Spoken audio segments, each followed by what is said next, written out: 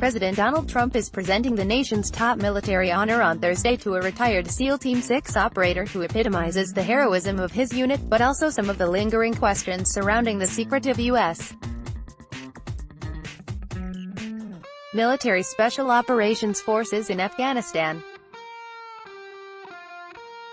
Retired Master Chief Special Warfare Operator Britt Slabinski will receive the Medal of Honor at the White House for his actions in the 2002 Battle of Takur Ghar.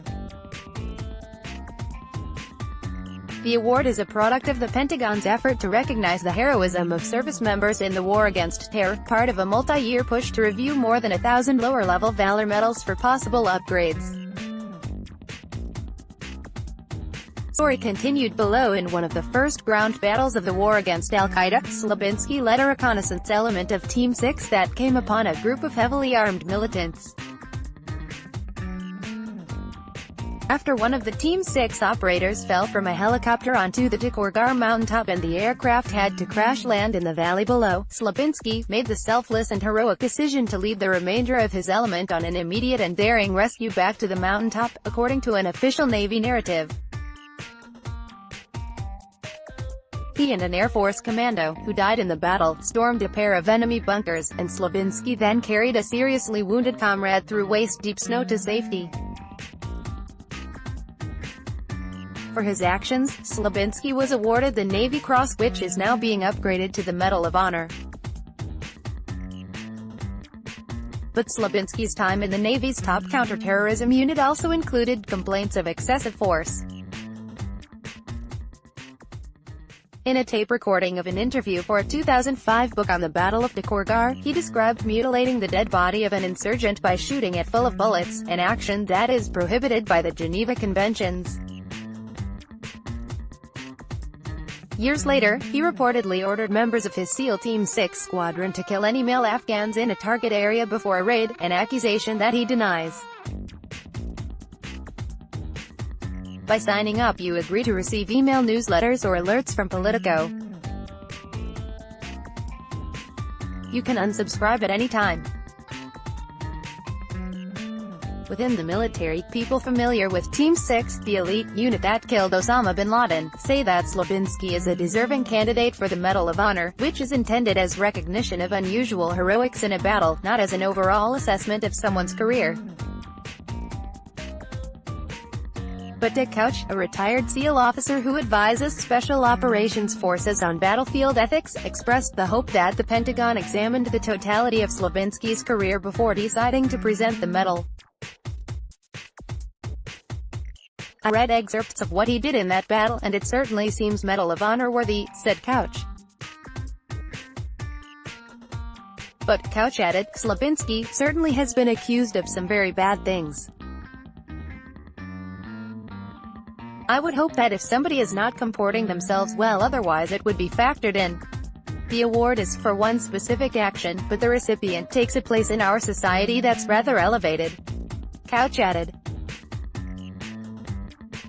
"Because a Medal of Honor recipient is so revered and so elevated in our society, I would hope his conduct before and after the action for which it was awarded would not reflect poorly on the service or the medal." Dana White, spokesperson for Defense Secretary James Mattis, said that Mattis was well aware of the news reporting around Master Chief Slabinski and recommended him for the Medal of Honor. White did not respond to a request to clarify to what extent the allegations were considered in the Medal of Honor decision. Efforts to reach Slabinski, a second-generation SEAL from Massachusetts, through email, phone and the Pentagon media office were unsuccessful. Slabinski's Medal of Honor award comes at a time of growing scrutiny of the past actions of Special Operations Forces in Afghanistan and questions about whether the secretive nature of their missions allowed some units too much leeway in using lethal force. Throughout the Afghan war, the military leaned heavily on Team 6 and other similar units to hunt down insurgent leaders, and gave the commandos greater latitude and less oversight than regular troops as they ran a steady drumbeat of deadly nighttime, capture, kill missions. Team 6 operators involved in those missions have been cited in multiple news reports for excessive use of force. The allegations involve the killing of men who either were not insurgents or did not pose a threat to U.S. forces, instances of the alleged killing of detainees, and mutilation of insurgents' corpses. Members of the roughly 1,000-member unit have also been investigated by the Naval Criminal Investigation Service. None of those investigations have been released to the public. The long-standing nighttime manhunting mission, which Team 6 of various 80-man squadrons took in turns between other assignments, spawned what one former Navy special operator described in an interview as a building level of savagery because we're doing missions so often.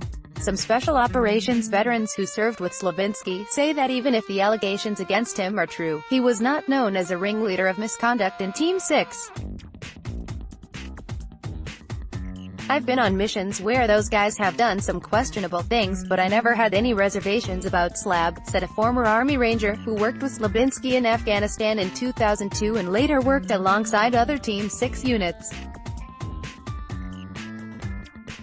Slabinski served in Team 6 from 1993 to 2008, according to his Navy biography, which lists the unit by its official name, Naval Special Warfare Development Group, deploying to combat 15 times and earning 5 Bronze Star medals for valor in other firefights. During a 2007-2008 deployment to Afghanistan, Slabinski and his squadron conducted 2 raids that became the focus of concerns about excessive force, first in internal Navy investigations and then in a pair of 2015 and 2017 articles by The New York Times and The Intercept. Slabinski was the senior enlisted member, or Command Master Chief, of one of Team 6's squadrons during raids that focused on Taliban leaders in the country's south where American, British, and Canadian forces faced a worsening insurgency. It was during that deployment that Slabinski participated in the contentious raids described in the 2015 and 2017 Times and Intercept articles. The Times article cites an anonymous former Team 6 operator alleging that before a raid in Helmand Province, Slabinski told members of his squadron to kill any male Afghans in the target area. Slabinski denied that allegation to the Times, but confirmed that during another raid around the same time, one of his SEALs appeared to be mutilating the body of a dead insurgent. The December 2007 body mutilation incident was investigated by the Naval Criminal Investigation Service and the SEAL in question was cleared of wrongdoing, according to The Times and The Intercept. Citing unnamed sources with knowledge of the NCIS investigation, The Intercept reported last year that before the December raid, Slabinski told the SEALs that he wanted head on a platter of the insurgent they were targeting, and that the SEAL in question took Slabinski's statement literally and was attempting to cut the head from a dead enemy body. The Intercept also obtained an audio recording in which Slabinski, speaking to the author of a book about the 2002 Takur Ghar battle, described unnecessarily firing 20 bullets into the body of an insurgent his team killed during a raid that followed the battle. I mean, he was dead, but people have got nerves. Slabinski can be heard saying on the recording, a portion of which The Intercept posted online. I shot him about 20 times in the legs, and every time you'd kick him, or shoot him, he would kick up. You could see his body, twitching and all that. It was really good therapy for everybody who was there, Slabinski added on the recording. A former member of a sister unit, the Army's Delta Force, who worked with Slabinski in Afghanistan in 2002 and spoke on the condition of anonymity, said in an interview that behavior, while not excusable, was not isolated to any one incident or operator. There's bodies and body parts everywhere, some of them a little bit alive, some of them dead but still moving as gases are released and so on, and sometimes rounds go off. You start putting a couple of security rounds into bodies, it's not that far of a leap to putting more, the former Delta Force operator said. You talk about putting 20 rounds into a body, or taking a scalp, is it a crime or a coping mechanism? I mean, it's well defined what's a crime, but it can be both. By the time the 3 incidents surfaced publicly, Slabinski had retired from the Navy.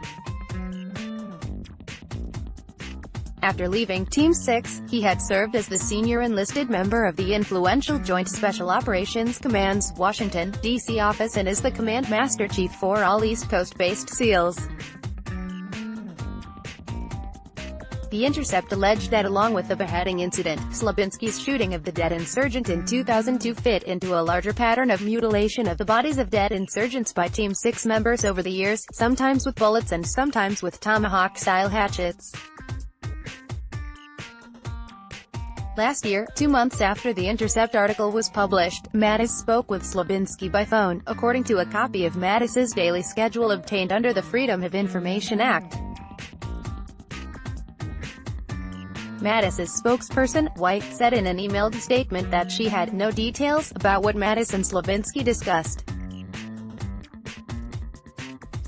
14 months later, the White House announced that Slabinski would receive the Medal of Honor.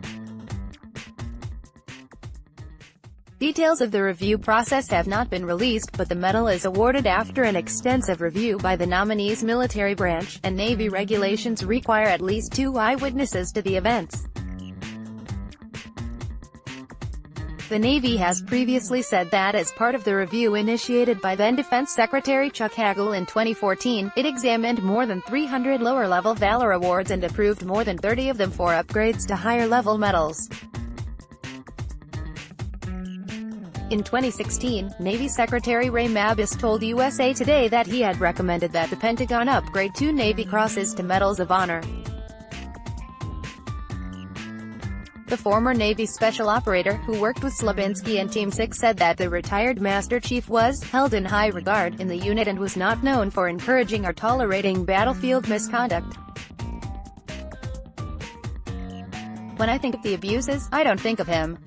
There were other guys who drove the bus on that," the former sailor said in an interview.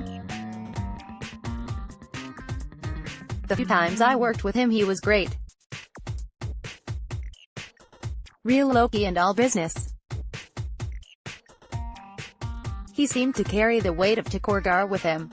Slabinski never made a big deal about his Navy Cross, the former sailor added, referring to the medal he was previously awarded for the same actions on Takur Ghar, and noted that he won respect with a habit of speaking with all of his men and shaking their hands at the beginning of missions. Doug Sterner, an expert in military awards, said that the Medal of Honor, like other Valor Awards, is awarded for extraordinary heroism in a combat action, and from a historical perspective the award should be based strictly on what the person did in that action, regardless of information about their life or career. "The Medal of Honor isn't about character, it's about heroism," Sterner said.